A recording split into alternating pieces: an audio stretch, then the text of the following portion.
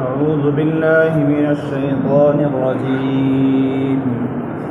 بسم الله الرحمن الرحيم.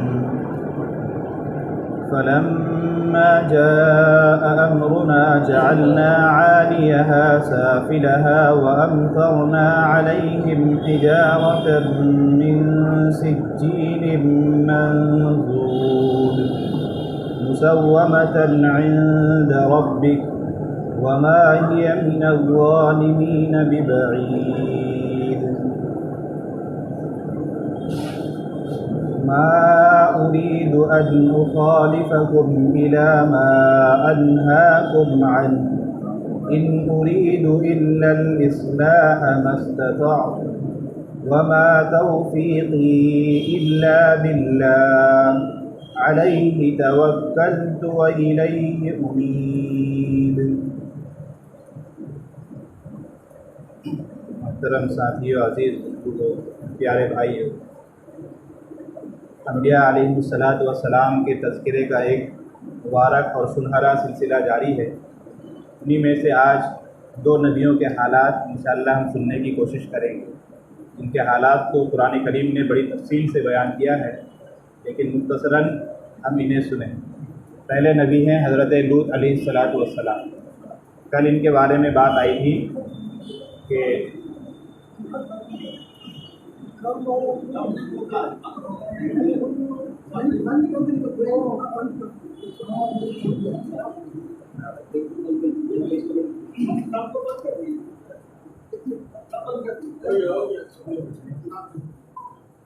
حضرت لوط علیہ السلام کے بارے میں کل بات آئی تھی کہ یہ حضرت ابراہیم علیہ السلام کے بھتیجے ہیں، اور حضرت ابراہیم علیہ السلام پر ایمان لانے والے اولین لوگوں میں سے سب سے پہلے آپ کی اہلیہ اور حضرت لوط علیہ السلام ہی گویا کہ حضرت ابراہیم علیہ السلام پر ایمان لانے والے ہیں اور اللہ تعالیٰ کی عبادت کرنے والوں میں سے. تو اللہ تعالیٰ نے ان کو منتخب کیا اور انہیں بھی نبوت کے تاج سے سرفراز کیا. اور حضرت ابراہیم علیہ السلام کی حیات ہی میں ایک گاؤں کی طرف، ایک بستی کی طرف اللہ نے ان کو نبی بنا کر بھیجا. جس بستی میں یہ گئے وہاں کے لوگ گویا کہ شریعت سے بہت ہی زیادہ دور تھے، اور اخلاقی اعتبار سے، روحانی بیماریوں کے اعتبار سے ہر بیماری اور ہر عیب ان میں موجود تھی. گویا کہ اخلاقی اعتبار سے بہت ہی گرے ہوئے اور پستی میں گئے ہوئے لوگ تھے. تو لوط علیہ السلام کو اس قوم کی طرف اور اس بستی والوں کی طرف نبی بنا کر بھیجا گیا. تو یہ اللہ تبارک و تعالیٰ کی طرف ان کو دعوت دیتے رہے اور انہیں اللہ کی طرف بلاتے رہے. اس بستی والوں میں جو سب سے بری چیز تھی ان کی طرف قرآن کریم نے اشارہ کیا ہے کہ وہ لوگ اخلاقی اعتبار سے کتنے گرے ہوئے تھے. ان میں ایک بیماری یہ تھی کہ وہ ڈاکہ زنی کرتے تھے، راستہ چلتے لوگوں کو لوٹ لیا کرتے تھے. کوئی مسافر ان کے گاؤں کے پاس سے گزرتا تو اس کو لوٹ لیا کرتے تھے، ان کا مال سامان سب چھین لیا کرتے تھے. اسی طرح اللہ تعالیٰ کے ساتھ یہ شرک کیا کرتے تھے، اور اس کے علاوہ بہت ساری اخلاقی بیماریوں میں یہ لوگ مبتلا تھے. تو حضرت لوط علیہ السلام کو حکم دیا گیا، اور حضرت لوط علیہ السلام اللہ کے حکم سے ان لوگوں کو دین کی طرف بلانے لگے اور انہیں دعوت دینے لگے. اور ان میں سب سے بری جو خصلت تھی، سب سے بری جو عادت تھی، جو ان سے پہلے کسی انسان میں ایسی بری عادت نہیں تھی، اور وہ یہ تھی کہ یہ لوگ ہم جنس پرستی میں مبتلا تھے. یعنی اللہ تعالیٰ نے ہمارے اندر جو شہوت رکھی ہے، خواہش نفس رکھا ہے، تو اللہ نے اسے پورا کرنے کے لیے نکاح کا اور شادی کا ایک مبارک تحفہ ہمیں دیا ہے عورت کی شکل میں، کہ ہم عورت سے نکاح کریں، شادی کریں، اس کے بعد اپنی جائز ضروریات کو پوری کریں. لیکن یہ قوم ایسی تھی کہ انہوں نے گویا کہ فطرت کے خلاف جا کر، شریعت کے خلاف جا کر ایک نیا طریقہ ایجاد کر لیا تھا اپنی خواہشات کو پورا کرنے کے لیے. اور وہ یہ کہ مرد سے گویا کہ اٹریکٹ ہوتے تھے، اور مرد کی طرف میلان ہوتا تھا. تو یہ ایک ایسی بیماری تھی اور ایسا وبا تھا کہ اس سے پہلے انسانوں میں ایسی بیماری پیدا نہیں ہوئی تھی. سب سے پہلے یہی قوم ہے، یہی بستی والے ہیں جو اس مرض میں مبتلا ہوئی.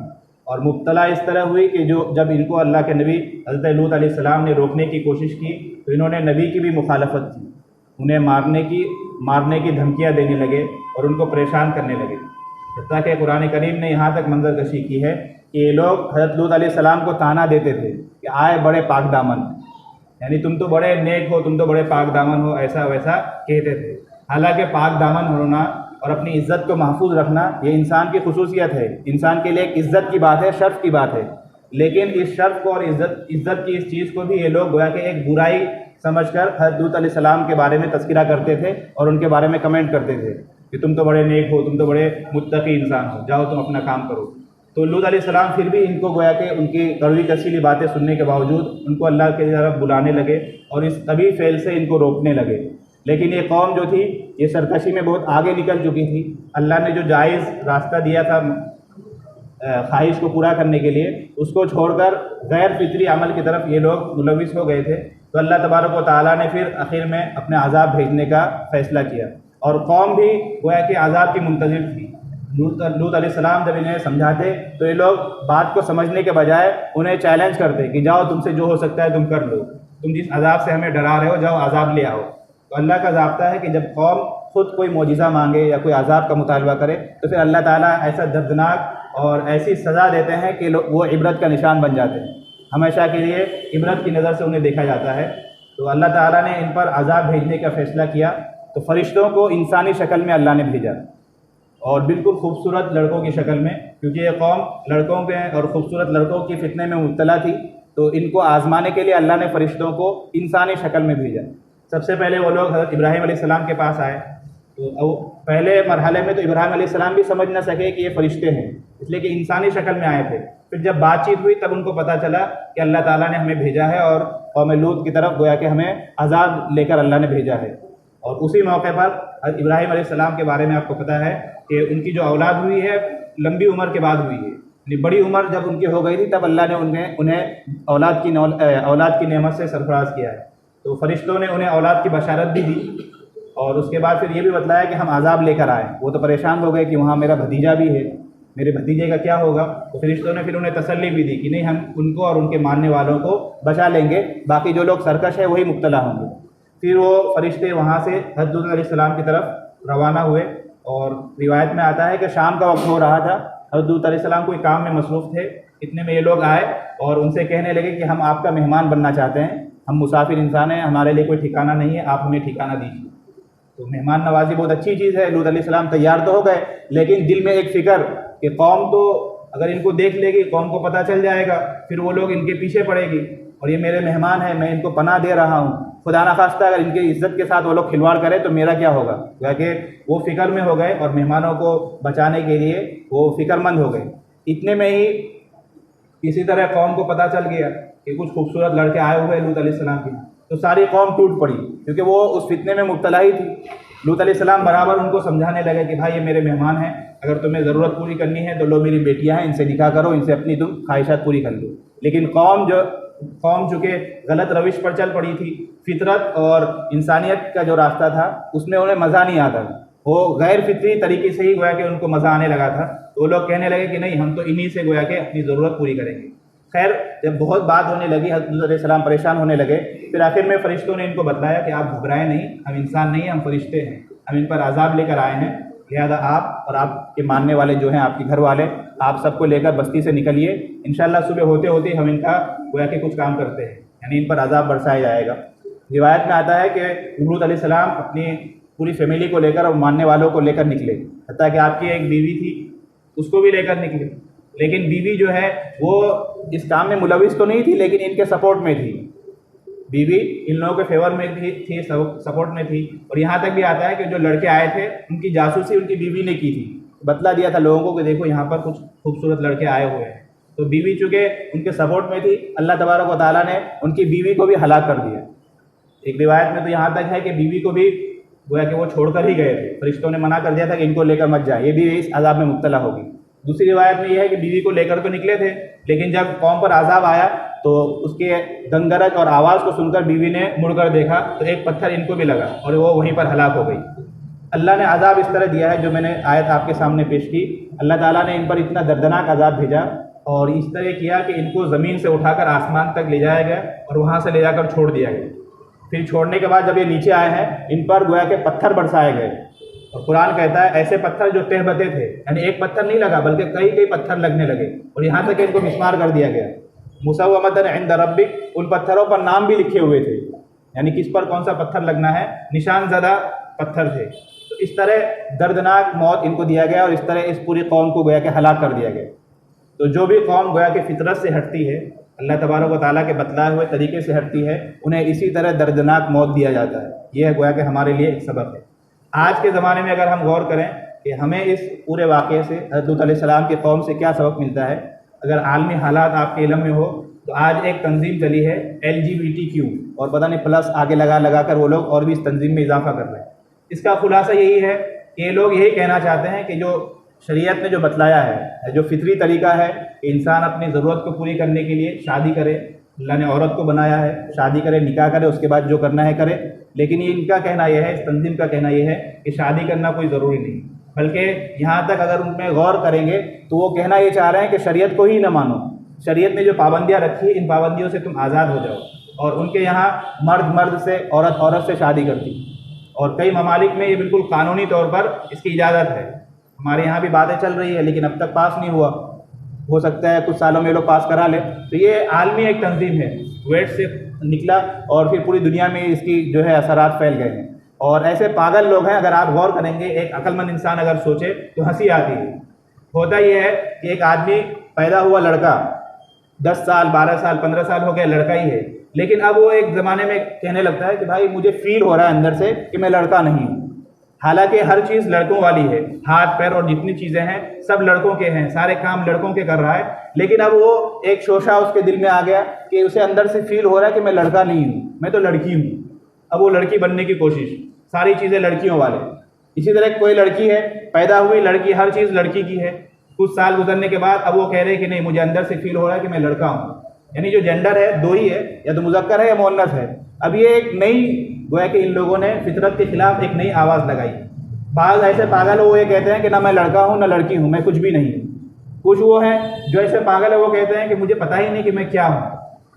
یعنی ایک عجیب شوشہ چھوڑا گیا، یعنی فطرت کے خلاف لوگوں کو ابھارنے کے لیے ایک پوری تنظیم بنی ہے LGBTQ۔ ان کے کئی کلر بھی ہیں، 7-8 کلر آپ دیکھیں گے، دھاری دار ان کے کلر ہے، ان کے جھنڈا وغیرہ ہے۔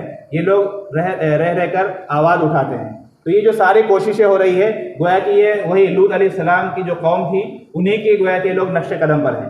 اگر کوئی آدمی اس وبا میں اور اس فتنے میں مبتلا ہو تو اللہ تعالیٰ وہی سزا دیں گے جو سزا اس قوم کو ملی ہوئی۔ یہ فطرت کے خلاف طریقہ ہے۔ شریعت نے ہمیں جو بھی راستہ بتلایا ہے، شریعت کی جو تعلیمات ہے وہ عین فطرت کے مطابق ہے، اسی میں فائدہ ہے۔ اگر شریعت کے بتلائے ہوئے طریقے کے خلاف ہم جائیں گے تو اس میں نقصان ہی نقصان ہے۔ خود اس فتنے کا نقصان یہ ہے کہ جن ممالک نے اس بات کی اجازت دی ہے کہ لڑکا لڑکے سے شادی کرے یا لڑکی لڑکی سے شادی کرے، آج ان ممالک کا آپ حال دیکھ لیں گے، وہاں رہنے والے کوئی نہیں ہے۔ آسٹریلیا کی رپورٹ ہے کہ کئی گاؤں ایسے ہیں کہ پوری آبادی جو ہے ویران ہو گئی ہے، گھر کھنڈرات میں بدل چکے ہیں، رہنے والا کوئی نہیں ہے۔ اب حکومت کروڑوں روپے خرچہ کر رہی ہے اور لوگوں کو آمادہ کر رہی ہے کہ بھائی بچے پیدا کرو، ہم آپ کو انعام دیں گے، اتنا روپیہ دیں گے، اس لیے کہ جب بچے ہی پیدا نہیں ہوں گے تو پھر ملک کا نظام کیسے چلے گا، حکومت کیسے قائم رہے گی؟ جب ملک میں لوگ ہی نہیں رہیں گے تو خالی زمین پر کون حکومت کرے گا؟ بسنے والا بھی تو کوئی چاہیے۔ تو جن لوگوں نے یہ غیر فطری عمل اختیار کیا یا اس بات کی اجازت دی ہے تو وہ لوگ بھی آج پریشان ہیں، کروڑوں روپیہ خرچہ کر رہے ہیں اور لوگوں کو گویا کہ وظیفہ دے رہے ہیں کہ ایک اولاد پیدا کرو گے $5000 تمہیں ملیں گے۔ اسی طرح اس فیل کی وجہ سے آپ دیکھیں کئی بیماریاں پیدا ہوئی، ایڈز وغیرہ جو بیماریاں پھیلی ہے اسی بیماری کی وجہ سے، یعنی اسی قبیح اور شنی عمل کی وجہ سے۔ اور اس بیماری کو، ایڈز وغیرہ کو روکنے کے لیے دنیا بھر کی حکومتیں، تنظیمیں لاکھوں کروڑوں ڈالر خرچ کر رہی ہیں۔ تو اللہ تعالیٰ نے جو فطری چیز دی ہے، جو فطری جگہ دی ہے ہمیں اپنی شہوت پوری کرنے کے لیے، اگر اس سے ہم ہٹیں گے تو اسی طرح پریشان ہوتے رہیں گے۔ تو ہمیں سبق یہی ملتا ہے اس پورے واقعے سے کہ اللہ نے جو طریقہ بتلایا ہے، یا اللہ نے رہن سہن کا اور اسلامی تہذیب کے مطابق، اسلامی تعلیمات کے مطابق جو بھی حکم ہمیں دیا ہے، ہر حکم میں کوئی نہ کوئی حکمت ضرور ہے، چاہے ہماری عقل میں آئے یا نہ آئے، ہماری سمجھ میں آئے یا نہ آئے۔ اگر ہم اس کے مطابق زندگی گزاریں گے تبھی ہم خوشحال رہیں گے، عیش سے رہیں گے اور مستی میں رہیں گے۔ خدا نخواستہ اگر ہم اس سے آگے بڑھنے لگے یا اسے چھوڑنے لگے تو پھر ہم اسی طرح در در کی ٹھوکریں کھاتے رہیں گے۔ اور یہ جو تنظیم کا میں نے نام لیا LGBTQ، اس سے گویا کہ ہمیں بچنے کی ضرورت ہے۔ بہت سارے لوگ ہوتے ہیں اسٹیٹس لگاتے ہیں ان کے فلیگ وغیرہ کا، جانے میں انجانے میں، تو گویا کہ ہمیں ان کو سپورٹ بھی نہیں کرنا ہے۔ جو لوگ اس طرح کا نعرہ دیتے ہیں انہیں سپورٹ بھی نہیں کرنا ہے۔ آپ دیکھیے حضرت لوط علیہ السلام کی اہلیہ، ان کی وائف وہ اس کام میں ملوث تو نہیں تھی، صرف سپورٹ کرتی تھی، سپورٹ کرنے کی وجہ سے وہ بھی گویا کہ ہلاک ہو گئی۔ تو یہ جو غیر فطری نعرے دیے جاتے ہیں معاشرے میں یا سماج میں، تو ہمیں گویا کہ اس کو کنڈم کرنا ہے، ان کی تردید کرنی ہے، ہمیشہ ان کی حوصلہ شکنی کرنی ہے۔ ہم کوئی بھی ایسا کام نہ کریں جس سے ان کو گویا کہ پروموٹ کر سکے یا ان کے حوصلہ افزائی ہو سکے۔ ہر ایسے کام سے ہمیں بچنا ہے، ان کا گویا کہ اعلی کار ہونے سے ہمیں بچنا ہے۔ دوسرا سبق ہمیں حضرت لوط علیہ السلام کے واقعے سے یہ ملتا ہے کہ دیکھیے، جیسا کہ میں نے کہا کہ فرشتے جب ان کے پاس مہمان بن کر آئے تو انہیں فکر ہوئی کہ میں اپنے مہمان کی عزت آبرو کی حفاظت کروں، ان کا دفاع کر سکوں۔ یہاں تک آتا ہے حضرت لوط علیہ السلام کہنے لگے قال لو ان لی قوۃ او آوی الی رکن شدید۔ لوط علیہ السلام قوم سے جب عاجز آ گئے سمجھا کر، کہنے لگے کاش میرے پاس آج طاقت ہوتی، پاور ہوتا، یا میرے پاس کچھ لوگ ہوتے جو میری مدد کرتے تو میں آج تم سے لڑتا۔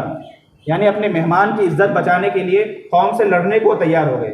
تو پتہ یہ چلا کہ اگر ہمارے پاس کوئی ہمارا مہمان آتا ہے تو ہم مہمان کا عزت اکرام کریں، تعظیم کریں۔ مہمان کی عزت اکرام کرنا، اللہ کے نبی صلی اللہ علیہ وسلم فرماتے ہیں کہ جو شخص اللہ پر اور آخرت کے دین پر ایمان رکھتا ہو، اس کو چاہیے کہ وہ اپنے مہمان کا اکرام کرے، عزت کرے۔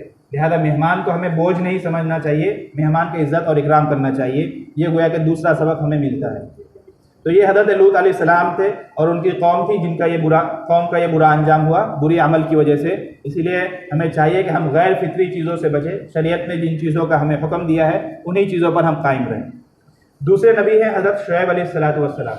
لوط علیہ السلام کے کچھ زمانے کے بعد ایک نبی پیدا ہوئے۔ مدین ایک علاقہ تھا، وہاں پر ان کو بھیجا گیا۔ بہت ہی سرسبز و شاداب جگہ تھی، ہریالی والی جگہ تھی، اور وہاں کے غلات جات اگتے تھے، ہر قسم کی چیزیں وہاں مہیا تھیں۔ اور وہاں کے جو باشندے تھے، لوگ تھے، وہ تجارت پیشہ لوگ تھے، یعنی تاجر لوگ تھے، بزنس مین انسان تھے، کافی خوشحال لوگ تھے۔ اللہ تعالیٰ نے ان کو مال و دولت کی نعمت سے نوازا تھا، ان کی زندگی بہت ہی عیش سے گزر رہی تھی۔ لیکن وہی کہ مال آنے کے بعد یہ لوگ دھیرے دھیرے غافل ہو گئے، اللہ تعالیٰ کے احکامات سے دور ہونے لگے، اور ان میں بھی بہت ساری روحانی بیماریاں پیدا ہونے لگیں۔ تو اللہ تعالیٰ نے انہی میں سے ایک نبی حضرت شعیب علیہ السلام کو ان کی طرف بھیجا، اور شعیب علیہ السلام ان کو دعوت دیتے رہے، ان کو سمجھاتے رہے، ان کو دین کی طرف بلاتے رہے۔ اور قوم میں جو سب سے بری چیز تھی جس سے ہم تمام کو بچنا ہے، وہ یہ ہے کہ قوم چونکہ تجارت کرتی تھی، لین دین کرتی تھی، تو یہ لوگ ناپ تول میں کمی کیا کرتے تھے۔ ان کی جو سب سے بری عادت تھی ناپ تول میں کمی کرنے کی، یعنی یہ جب خود خریدنے جاتے تو بھر بھر کے خریدتے تھے، پورا لیتے تھے، لیکن جب یہ بیچتے تھے دوسروں کو دیتے تھے تو کم کر دیتے تھے، بٹکرا مار دیتے تھے۔ ہوتا ہے ایک خاص انداز ہوتا ہے، اسٹائل ہوتا ہے یہ کرنے کا، کہ وزن 1 کلو کے بجائے آدھا کلو یا 80 800 یا 900 گرام ہی رہتا ہے۔ تو یہ گویا کہ قوم کے اندر سب سے بری خصلت تھی۔ تو شعیب علیہ السلام ان کو اللہ تعالیٰ کی نعمتیں یاد دلاتے رہے، یاد کرو اللہ تعالیٰ نے تمہیں یہ نعمت دی ہے، اللہ نے تمہیں مال دی، تمہیں عزت دی، تمہیں یہ مقام دیا، لیکن تم جو ہے اللہ تعالیٰ کی ہی نافرمانی کر رہے ہو، یہ کون سی بات نہیں۔ تو قوم کو وہ بلاتے رہے، لیکن قوم جو ہے ان کے خلاف ہی ہونے لگی۔ یہاں تک ہے کہ قوم کہنے لگی یا شعیب اصلاتک تأمرک ان نترک ما یعبد آباؤنا او ان نفعل فی اموالنا ما نشاء۔ قوم کہنے لگی کہ اے شعیب، کیا تمہاری نماز تمہیں اس بات کا حکم دیتی ہے کہ ہم ان معبودوں کو چھوڑ دیں جن کی ہمارے آباء و اجداد پوجا کیا کرتے تھے، یا ہم اپنے مال میں جو چاہے کریں، ہم اس عمل کو چھوڑ دیں؟ انک لانت الحلیم الرشید، تم تو آئے بڑے سمجھدار۔ گویا کہ قوم حضرت شعیب علیہ السلام کو طعنہ دے رہی ہے۔ شعیب علیہ السلام چونکہ مسلمان تھے، اور یہاں اس آیت سے پتہ چلتا ہے کہ وہ بھی نماز پڑھتے تھے، تو قوم کہنے لگی کہ کیا تیری نماز اور تیرا دین اسی بات کی ترغیب دیتا ہے کہ ہم اپنے آباء و اجداد کے دین کو چھوڑ دیں؟ ہمارے باپ دادا جن کو پوجتے تھے، جن کو اپنا معبود سمجھتے تھے، ان کو چھوڑ دیں؟ اور کیا ہم اپنے مال میں جو من آئے وہ ہم کریں، اس سے ہم رک جائیں؟ چونکہ قوم مال میں تولنے میں کمی زیادتی کرتی تھی، کیا ہم اس عمل سے رک جائیں؟ تمہارا دین یہی کہتا ہے۔ حالانکہ یہ ایک اچھی بات ہے، جو بھی دین یا جو بھی شریعت یہ بات کہے، لوگوں کے ساتھ دھوکہ دہی سے روکے، یہ ایک اچھی چیز ہے، لیکن قوم نے اس کو بھی گویا کہ غلط انداز میں پیش کیا، اور آگے طعنہ بھی دی، آئے تم بڑے سمجھدار، یعنی گویا کہ تم ہی دنیا میں ایک سمجھدار ہو، تمہارے علاوہ کوئی سمجھدار نہیں، نعوذ باللہ۔ قوم حضرت شعیب علیہ السلام کو طعنہ دینے لگی، اور یہاں تک ہے کہ قوم حضرت شعیب علیہ السلام کو مارنے پر اتر آئی اور کہنے لگی کہ شعیب، اگر تم ہمارے بھائی نہ ہوتے تو ہم تمہیں پتھروں سے مار مار کر گویا کہ ختم کر دیتے، لیکن چونکہ تم ہمارے بھائی ہو اس لیے ہم تم پر ترس کھاتے ہیں۔ تو ان کی قوم بھی بہت ہی زیادہ سرکش ہو چکی تھی، اور اللہ تعالیٰ کی شریعت سے بھی دور ہو چکی تھی، اللہ تعالیٰ کے ساتھ شرک بھی کرتی تھی، اور حضرت شعیب علیہ السلام کے سمجھانے کے باوجود یہ قوم ان کو پریشان کرنے اور ان کو مارنے پر تلی ہوئی تھی۔ اور ان کو تانا بھی دیتی تھی۔ اور پہلی آیت جو میں نے ذکر کی اس میں حضرت شعیب علیہ السلام فرماتے ہیں ما اريد ان اخالفكم الى ما انهاكم عنه، کہ اے میری قوم میں تمہیں جس چیز سے روکتا ہوں میں وہی چیز کروں، اس بات سے میں ڈرتا ہوں۔ یعنی شعیب علیہ السلام جو ان کو روک رہے تھے، اللہ کی طرف بلا رہے تھے اور ناپ تول میں صحیح سے ناپنے تولنے کی اور صحیح سے تجارت کرنے کی دعوت دے رہے تھے، تو قوم جو ہے ان کو گویا کہ خود اپنی طرف دعوت دینے کی کوشش کرنے لگی۔ قوم کہنے لگی اے شعیب تم بھی گویا کہ ہمارے معبودوں کی عبادت کرنے لگو، تم بھی ہماری طرح کرو ورنہ ہم تمہیں اپنی بستی سے نکال دیں گے، تمہیں اور تمہارے ماننے والوں کو گویا کہ جھلا وطن کر دیں گے، ملک بدر کر دیں گے۔ تو قوم ان کو اپنی طرف بلانے لگی، حالانکہ وہ غلط چیز کی دعوت تھی۔ تو اسی پر شعیب علیہ السلام کہتے ہیں کہ اگر جو کام تم کرتے ہو وہی کام میں بھی کرنے لگوں تو مجھ میں اور تم میں پھر فرق ہی کیا رہ جائے گا۔ ان اريد الا الاصلاح ما استطعت، میں تو صرف اصلاح ہی چاہتا ہوں جتنا مجھ سے ہو سکے۔ وما توفیقی الا باللہ، اور علیہ توکلت والیہ انیب، کہ میں اللہ ہی پر تکیہ کرتا ہوں، اللہ ہی پر بھروسہ کرتا ہوں، مجھ سے تو میرے بس میں تو اتنا ہی ہے کہ میں تم تک دین کی بات پہنچا دوں۔ اس سے یہ بات پتہ چلی کہ ہم جو دعوت کا کام کرتے ہیں، دعوت کے ساتھی ہیں، انہیں دو اصول معلوم ہوئے۔ پہلا اصول یہ معلوم ہوا کہ جس چیز کی ہم دعوت دیں ہمیں کوشش کرنی چاہیے کہ ہم اس چیز سے خود بھی بچیں۔ اگر ہم خود نہیں بچیں گے تو ہماری دعوت میں وہ تاثیر نہیں ہوگی۔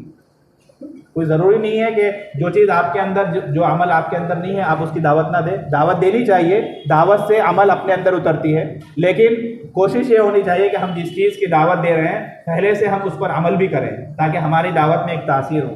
ایک حدیث میں ہے اللہ کے نبی صلی اللہ علیہ وسلم فرماتے ہیں کہ قیامت کے دن جہنم میں ایک انسان ہوگا، اس کی آنتڑیاں نکلی ہوئی ہوگی اور وہ اپنی آنتڑیوں کے ارد گرد گھومے گا اور اس سے بہت ہی عجیب قسم کی بدبو آئے گی۔ حالانکہ جہنم ہے ہی بدبو کی جگہ، جہنم ہے ہی پیپ اور خون کی جگہ، لیکن جہنمی بھی اس آدمی سے پریشان ہو جائیں گے۔ تو لوگ اس سے پوچھیں گے کہ بھائی کیا حال ہے، تمہاری وجہ سے تم نے سب کے ناک پہ دم کر رکھا ہے، تمہارا کیا عمل تھا، کون سا جرم تھا جس کی سزا تمہیں اتنی سخت سزا دی جا رہی ہے؟ تو وہ آدمی کہے گا کہ میری سزا یہی ہے کہ میں دنیا میں کہتا تو بہت تھا، تقریریں بہت اچھی کرتا تھا، لوگوں کو سمجھاتا بہت اچھے سے تھا، لیکن خود ان باتوں پر عمل نہیں کرتا تھا۔ تو گویا کہ پتہ ہی چلا کہ اگر ہم کسی چیز کی دعوت دے رہے ہیں اور وہ چیز ہمارے اندر نہیں ہے تو ہمیں ڈرنا چاہیے۔ شعیب علیہ السلام وہی کہہ رہے ہیں کہ میں تمہیں جس چیز کی دعوت دے رہا ہوں اگر میں خود اس پر عمل نہ کروں تو پھر گویا کہ یہ کیا بات ہوئی۔ تو پہلا کام تو یہی ہمیں سمجھ میں آتا ہے۔ دوسرا یہ کہ شعیب علیہ السلام فرماتے ہیں ان اريد الا الاصلاح ما استطعت، کہ دیکھو بھائی میرا کام یہ ہے کہ تم تک دعوت پہنچانا، یعنی اپنے طاقت بھر اپنی استطاعت کے مطابق دین کی دعوت تم تک پہنچانا میرا کام ہے، منوانا میرا کام نہیں۔ تو یہی گویا کہ ہم دعوت و تبلیغ کے ساتھیوں کو سبق مل رہی ہے کہ ہمیں لوگوں تک اپنی بات پہنچانی ہے، منوانا یہ اللہ تبارک و تعالیٰ کا کام ہے۔ وما توفیقی الا باللہ علیہ توکلت والیہ انیب، یعنی ہم دعوت دے دیں گے، دعوت دینے کے بعد ہمیں رجوع الی اللہ کرنا ہے، اللہ تعالیٰ سے مانگنا ہے۔ اسی لیے علماء فرماتے ہیں کہ جب انسان گشت میں جائے یا کسی کو دعوت دے تو دعوت دینے کے بعد وہ بعد میں آ کر 2 رکعت نماز بھی پڑھے اور اس کی ہدایت کے لیے دعا بھی کرے کہ اللہ میں نے جو دعوت دی ہے اسے آپ اس میں ہدایت دیجیے اور اسے دین کی طرف اور صحیح سمجھ عطا کیجیے۔ تو پتہ یہ چلا کہ دعوت دینا ہمارا کام ہے، منوانا ہمارا کام نہیں ہے۔ منوانا تو اللہ تعالیٰ کے ہاتھ میں ہے، ہدایت اللہ کے ہاتھ میں ہے، ہمارا کام یہ ہے کہ ہم دین کی بات پہنچا دیں، اس کے بعد اللہ تعالیٰ کی طرف رجوع کریں، اللہ تعالیٰ سے دعا کریں۔ تو یہ شعیب علیہ السلام کی قوم تھی جن کو حضرت شعیب علیہ السلام دین کی طرف بلاتے رہے، لیکن یہ قوم بھی ویسے ہی سرکش تھی اور انہیں چیلنج کرنے لگے کہ تم جاؤ جو ہو سکا کرنے لگو، اللہ کا عذاب لے آؤ۔ تو پھر اللہ تبارک و تعالیٰ نے اس قوم پر بھی عذاب بھیجا اور ان پر زلزلے کا عذاب آیا۔ یہ لوگ گھروں میں تھے اور گھر کو بالکل اس طرح ہلا دیا گیا، ایسا خطرناک بھوکم آیا کہ سارے کے سارے لوگ گھروں میں ہی مر گئے، یعنی گھر سے باہر بھاگ بھی نہیں سکے۔ تو جو قوم اس طرح سرکشی کرے گی اور اللہ تبارک و تعالیٰ کے بتلائے ہوئے راستے سے ہٹے گی اور بطور خاص کہ جو ناپ تول میں جو لوگ کمی کرے گی، تجارت میں دوسروں کو دھوکہ دے گی، ان کا حشر انہی جیسا ہوگا۔ تو ہمیں خاص سبق اس واقعے سے یہ ملتا ہے کہ ہمیں اللہ کے ساتھ کسی کو شریک نہیں کرنا ہے، اور دوسری بات کہ ہم جو تجارت کرتے ہیں، لین دین کرتے ہیں، خرید و فروخت کرتے ہیں، اس میں کسی کو دھوکہ نہیں دینا ہے۔ قرآن کریم ایک دوسری جگہ کہتا ہے ویل للمطففین، کہ ناپ تول میں کمی کرنے والوں کے لیے ہلاکت ہے۔ قرآن جہاں ویل کا لفظ استعمال کرتا ہے یہ بہت ہی ڈرانے کے لیے اور سخت عذاب کے لیے قرآن ویل کا لفظ استعمال کرتا ہے۔ ویل کے معنی ہلاکت، یعنی دنیا میں بھی ہلاکت ہے اور آخرت میں بھی ہلاکت ہے۔ قرآن کہتا ہے کہ ناپ تول میں کمی کرنے والوں کے لیے ہلاکت ہے۔ الذین اذا اکتالوا علی الناس یستوفون، کہ جب یہ لوگوں سے لیتے ہیں تو بھر بھر کر لیتے ہیں، پورا پورا وزن کر کے لیتے ہیں، ایک گرام بھی اونچ نیچ ہونے نہیں دیتے۔ وَإِذَا كَالُوهُمْ أَوْ وَزَنُوهُمْ يَخْسِرُونَ، اور جب یہ لوگوں کو ناپ کر یا تول کر دیتے ہیں، یعنی خود فروخت کرتے ہیں، خود بیچتے ہیں، تو یخسرون، یہ کم کر دیتے ہیں، یعنی جتنا دینا چاہیے اس سے کم دیتے ہیں۔ تو ایسے لوگوں کے لیے قرآن کہتا ہے ویل ہے، یعنی دنیا کی بھی ہلاکت ہے اور آخرت کی بھی ہلاکت ہے۔ اور اللہ کے نبی صلی اللہ علیہ وسلم ایک حدیث میں فرماتے ہیں کہ جو قوم لین دین میں، خرید و فروخت میں اور ناپنے تولنے میں کمی کرتی ہے تو اللہ تبارک و تعالیٰ 3 طرح کے عذاب میں اس قوم کو ملوث کرتے ہیں۔ پہلا عذاب یہ دیتے ہیں کہ اس قوم پر قحط سالی آ جاتی ہے، غلہ جات اگنا کم ہو جاتا ہے، گویا کہ غلہ میں اور پیداوار میں برکت اٹھا لی جاتی ہے۔ دوسرا عذاب یہ دیتے ہیں کہ سخت محنت، یعنی وہ قوم محنت بہت کرتی ہے، منافع کچھ پتہ ہی نہیں چلتا، دن بھر دکان میں لگے ہیں لیکن فائدہ جو ہے، جو فائدہ ہونا چاہیے خاطر خواہ، فائدہ نظر ہی نہیں آتا، ہمیشہ وہ لاس میں ہی رہتے ہیں۔ تیسرا نقصان یہ ہوتا ہے، اللہ کے نبی فرماتے ہیں کہ ظالم حکمران کو ان پر مسلط کر دیا جاتا ہے۔ لہذا ہمیں غور کرنے کی ضرورت ہے کہ آج ہم پر جو حکمران مسلط ہیں، کہیں خدا نہ خواستہ ہم اپنے کاروبار میں، اپنے لین دین میں، خرید و فروخت میں سامنے والے کو دھوکہ تو نہیں دے رہے ہیں۔ کمی بیشی کرنا ہی ضروری نہیں، آپ اگر دھوکہ بھی دے رہے ہیں تب بھی اس وعید میں آپ شامل ہو جائیں گے۔ تو جو آدمی بھی کاروبار میں کسی کو دھوکہ دیتا ہے، 3 طرح کے گویا کے عذاب میں اور 3 طرح کے مصیبتوں میں مبتلا ہوتا ہے۔ پہلی چیز تو یہی برکت اٹھا لی جاتی ہے، دوسرا یہ کہ سخت محنت، یعنی محنت بہت کرتا ہے، فائدہ نظر ہی نہیں آتا، دن بھر کھٹتے ہیں، پسینہ بہاتے ہیں، فائدہ ہی نظر نہیں آتا، ہمیشہ لاس میں ہی رہتے ہیں۔ اور تیسرا یہ کہ اللہ تعالیٰ ظالم حکمرانوں کو مسلط کر دیتے ہیں۔ تو ہمیں بطور خاص حضرت شعیب علیہ السلام کے قوم سے ایک سبق ملتا ہے کہ کاروبار کو، لین دین کو، خرید و فروخت کو ہم ہمیشہ صاف شفاف رکھیں، ہر آدمی کو اس کا حق دیں، کسی کی حق تلفی نہ کریں۔ اور حضرت لوط علیہ السلام کے واقعے سے پتہ چلتا ہے کہ شریعت نے جن چیزوں کے ہمیں کرنے کا حکم دیا ہے، اسی میں حکمت ہے، اسی میں فائدہ ہے، اس کے مطابق ہم زندگی گزاریں۔ شریعت کی بتائی ہوئی چیز کے خلاف یا اسے چھوڑ کر اگر ہم عمل کریں گے تو ہم ہمیشہ گویا کہ پریشان ہی رہیں گے۔ اللہ تبارک و تعالیٰ کہیں سنی باتوں پر عمل کرنے کی توفیق عطا فرمائے اور ہم تمام کے ایمان کے اعمال کے اللہ حفاظت کریں۔